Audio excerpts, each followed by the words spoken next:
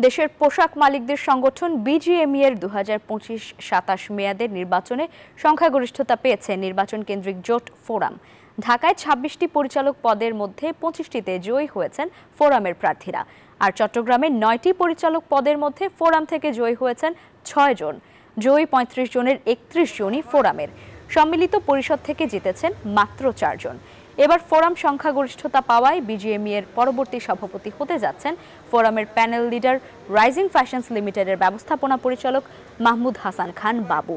আগামী 2 জুন নির্বাচিত পরিচালকরা ভোট দিয়ে সভাপতি ও সহসভাপতি নির্বাচন করবেন। বিজিএমইএ প্রেসিডেন্ট আলহামদুলিল্লাহ মাহমুদ হাসান খান বাবু, এটা বলতেও আমরা অনেক গর্ব ফিল করি।